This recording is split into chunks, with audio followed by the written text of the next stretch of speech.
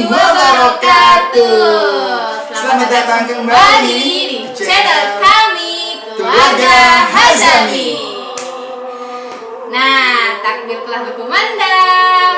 Ini saatnya kita mengucapkan Selamat Hari Raya Idul Adha 1441 Hijriah. Semoga semua yang kita korbankan menjadi berkah untuk semuanya. Amin. Amin ya rabbal alamin. Semoga. Yang tahun ini belum bisa berkurban, semoga tahun depan bisa kurban. Amin. Yang tahun ini sudah bisa berkurban, semoga istiqomah setiap tahun. Amin. Ngomong di Idul Adha kali ini, kita akan nostalgia sedikit tentang pengalaman kita masa kecil. Ya, pengalaman masa kecil di masa-masa Idul Adha, begitu kan ya? Benar banget. Kenapa kita hadirkan itu? Karena Idul Adha tahun ini karena pandemi dan satu lain hal kita tidak bisa pulang ke kampung. Jadi saya tetap di Depok nih teman-teman. Iya, tapi nggak apa-apa ya.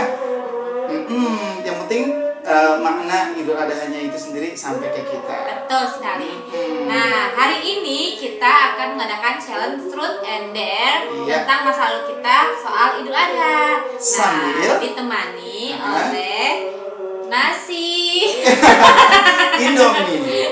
Indomie. Kasih kita promosi iklan. Nggak apa-apa ya. Enggak, ini campur-campur ada kejunya. Indomie goreng pakai keju dan tahu. Iya, jadi Indominya pun campur rasa rendang sama rasa yang biasa. Kenapa sih kita hadirkan mie instan di momen kali ini? Karena biasanya nih kalau saya pribadi dari kecil sampai dengan sekarang apa ya? Meskipun lebaran, nggak akan jauh-jauh dari mie instan ya guys. Walaupun di rumah tuh banyak makanan, ada rendang, ada ketupat, tapi yang namanya mie instan ini itu tetap menjadi favorit, apalagi bagi anak-anak. Benar. Teman-teman kayak gitu nggak? Betul. Apalagi nih, saya termasuk orang yang bukan penyuka daging ya. Jadi kemana lagi kita akan berlari kecuali kepada mie instan. Bener banget. Ditemani dengan potongan-potongan tahu yang crispy. Sama kita juga punya sih sebenarnya masih ada menu lainnya. Ini ada jamur, nanti buat cemilan lainnya. Iya. Teman-teman tuh ada di grup mana nih? Grup pakai sumpit kah kalau makan mie? Atau grup pakai garpu. Kita berdua Grup dua-duanya. apa aja? Yang penting kenyang ya. Oke, Yang ini penting grup makan. bener. Kita sambil makan ya. Jadi teman-teman kalau yang kabita, kalau kata orang Sunda, apa sih? Kepengen ya? Pengen. Bisa sambil ya. Jadi mohon maaf ya. Kita Bismillahirrahmanirrahim. Satu suap, habis itu kita akan cerita. Jadi kapan lagi ya? Kita sambil Nah, ngomong. ini Indomie pakai keju. Jadi kejunya kita taruh di taburan di atas Indominya gitu. Dan Bismillahirrahmanirrahim. ya, kita jadi agak riuh sendiri ya. Kita sambil cerita dong tentang masa kecil. Kalau takbiran itu, kamu biasanya kalau di kampung, kamu kan daerah Brebes ya. Itu ngapain aja biasanya? Nah, biasanya nih di masa kecil dulu, kalau misalkan malam takbiran, biasanya teman-teman ngaji bersama yang malam hari itu, kita akan buat obor nih, obor sendiri, bikin dari bambu, dikasih kain yang udah nggak kepake, dikasih minyak tanah sedikit, terus nanti kita bikin obor tuh. Jadi Nah, pawai ya? ya benar, pawai takbir dengan bawa obor. Tapi obornya tuh uniknya kita bikin sendiri-sendiri gitu di rumah sama bapak kita masing-masing. Nah ini kan memorable banget kan, jadi momen banget lah, momentum untuk kita mengingat Idul Adha bersama anak gitu. Nah untuk kamu gimana? Sebenarnya beda jauh sih.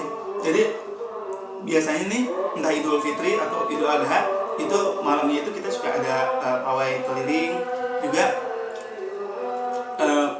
Ke masjid sih kalau saya pribadi gitu, tapi di masjid kalau kecil dulu bukan dibuat takbiran tapi buat main tarung-tarungan, jadi berantem pakai sarung gitu atau bakar petasan gitu, terus lari-larian nggak jelas pokoknya lah ya gitu. Yang pasti momen-momen kayak malam takbiran itu tuh momen yang paling spesial bagi saya pribadi waktu anak-anak sampai dengan sekarang sih sebenarnya. Terus apa lagi ya, waktu kecil tuh kenapa saya suka banget malam takbiran karena itu malam yang dibebaskan bagi anak-anak untuk bermain sampai malam sampai pagi, bahkan kita suka begadang soalnya. Betul. Nah, kalau untuk saya pribadi nih, kalau misalkan setiap hari raya itu banyak banget keriuhannya, apalagi untuk anak perempuan ya. Biasanya kan kita siap-siap buat masak, siap-siap buat bersihin rumah, tapi itu rasanya nggak sabar aja kita nungguin pagi. Nah, pagi-pagi hari itu tuh kalau Idul Adha, pokoknya agenda kita itu nggak jauh-jauh dari nontonin penyembelihan hewan kurban. Alhamdulillah nih, di tempat saya itu waktu dulu kecil hingga sekarang itu kalau yang menyembelih itu banyak, jumlahnya bisa puluhan, bisa 20 kambing, bisa 7 sapi dan sebagainya. Jadi banyak. Kan lama tuh dari mulai pagi sampai siang gitu. Jadi kita tuh anak-anak tuh excited gitu, penasaran gimana sih pemotongannya, sampai kita tuh sampai naik ke menaranya masjid, jadi ke atas gitu, ke lantai 2, masjid lantai 2, supaya kita bisa melihat dengan jelas pemotongan yang dilakukan di area masjid tersebut. Jadi kebetulan ada area masjid kosong, tanah kosong di sekitaran masjid gitu, dan kita bisa melihat dari sana. Sebenarnya alasannya bukan biar kita lihat lebih jelas nih, sebenarnya karena kita takut aja tiba-tiba ada kambing atau sapi yang lari gitu.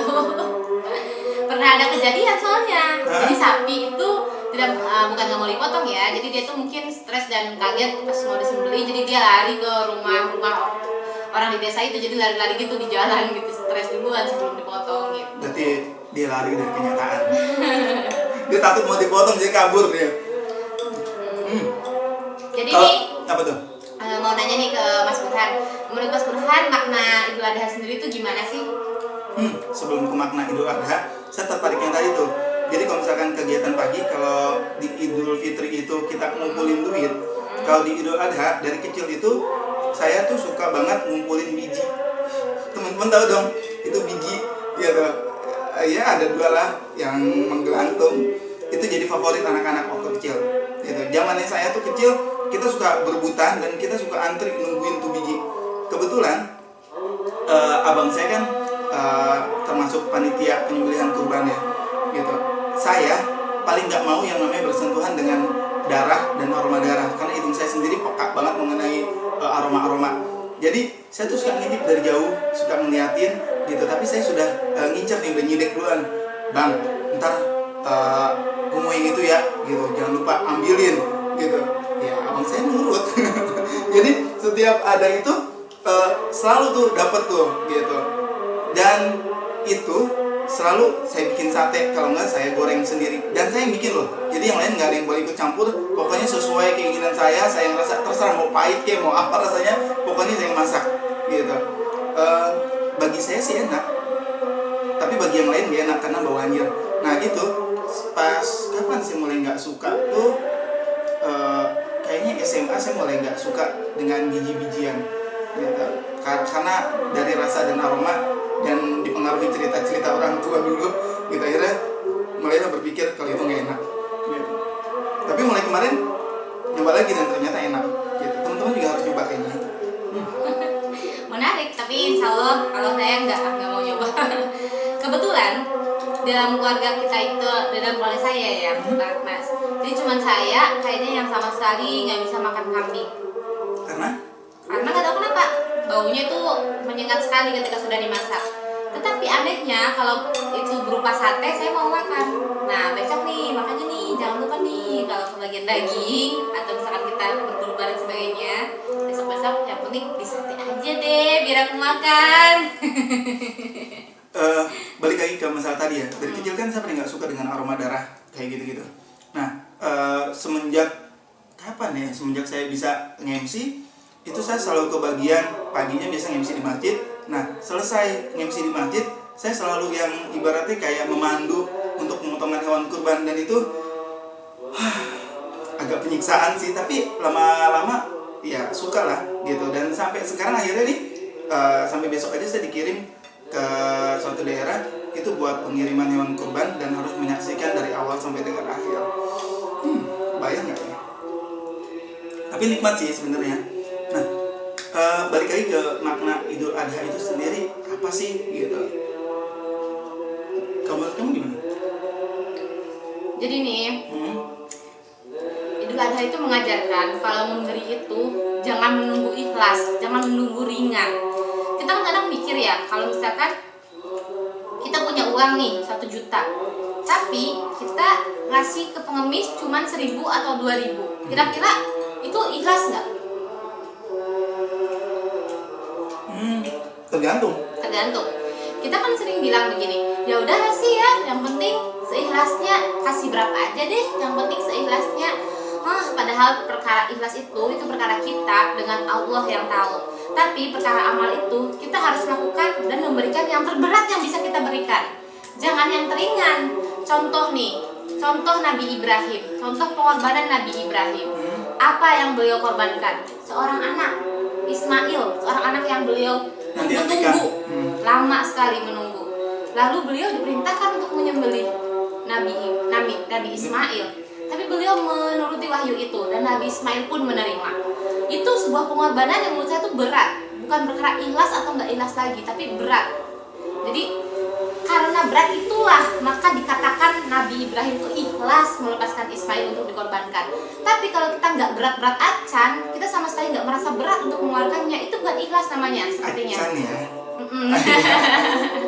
Jadi itu sepertinya kayak ya udahlah, yang penting ikhlas. Kita harus menghilangkan tradisi yang penting ikhlas. Nah, itu dia. Nah, betul. Benar, jadi gini, kalau guru saya sendiri ngajarin gitu, saya nggak butuh kata gitu kan beramal seikhlasnya, enggak. Yang saya butuh banyak tapi ikhlas gitu. Dan itu yang saya terapin kalau misalkan saya lagi nyari dana untuk kegiatan, untuk acara sosial dan lain sebagainya. Saya bilang ke orang-orang, saya nggak butuh ya gitu yang namanya seikhlasnya gitu. Yang saya butuh banyak tapi ikhlas gitu. Jadi oke. Gitu kan, terserah dia mau ikhlas mau enggak gitu kan, yang penting banyak dulu. Yang penting insya Allah misalkan udah banyak, ya udah, masa ya dia nggak ikhlas juga gitu kan, bismillah lah ya. Ini insya Allah terus ini pedas banget. Apa nih disebutnya nih, jamurnya pedas banget, jadi sampai kita keringetan. Dan Indominya pun pedas. Ini sponsor.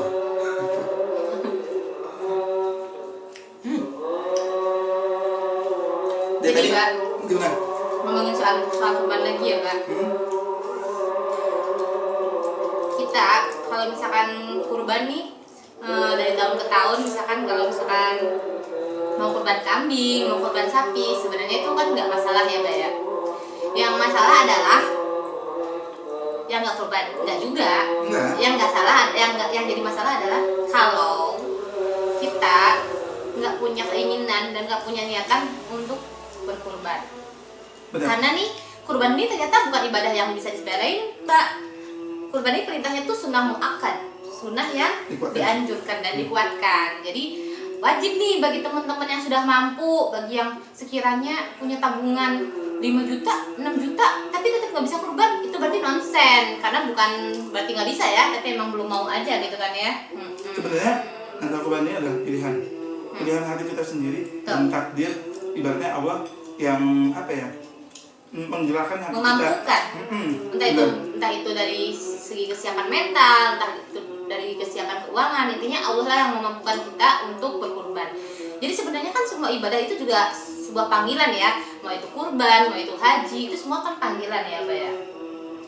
Dan gini, banyak juga yang saya temui di lapangan ya gitu. Jadi